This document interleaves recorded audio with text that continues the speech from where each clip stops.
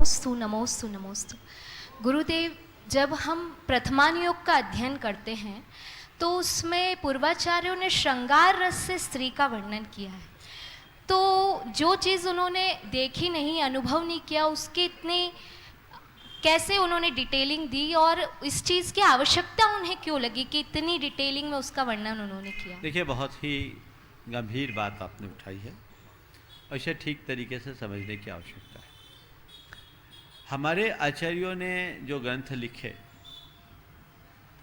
वो पुराण ग्रंथ है और उन्हें साहित्य के रूप में प्रतिष्ठापित करना उनकी एक बड़ी चुनौती थी।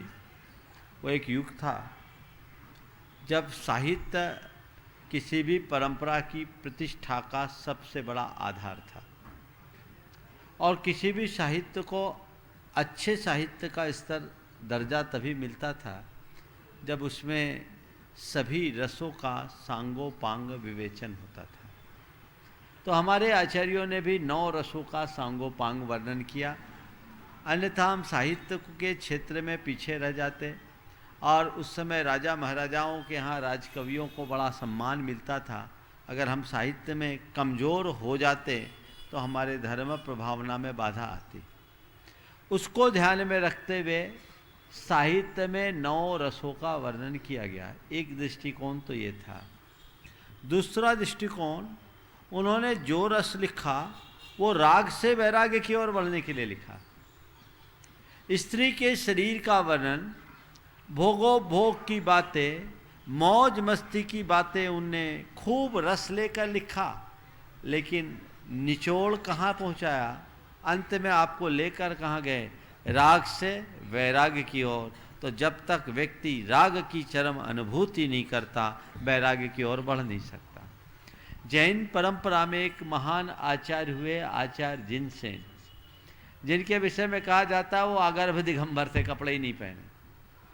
उन्होंने बहुत बड़ी कृति लिखी महापुराण की, पार्श्वाभ्युदयम की, और उनने जो कृति लिखी उसमें श्रृंगार रस का वर्णन था। तो राजा के सामने ये बात आ गई कि ये साधु बाल ब्रह्मचारी हो ही नहीं सकता।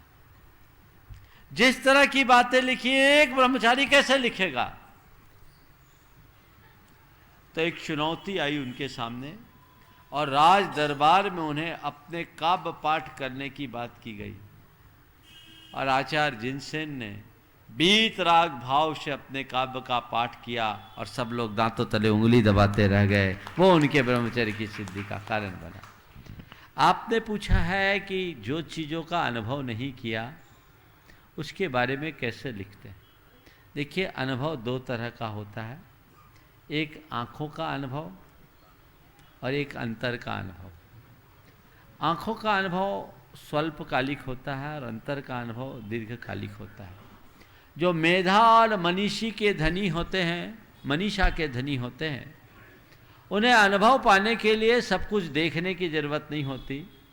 उनकी अंतर्दृष्टि उन्हें सब कुछ दिखा देती।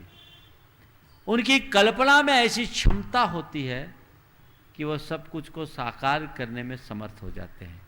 जिन आचार्यों ने ऐसा लिखा है उसके पीछे यही एक कारण है। नमोस्तु गुरुदेव। अविरल चंचल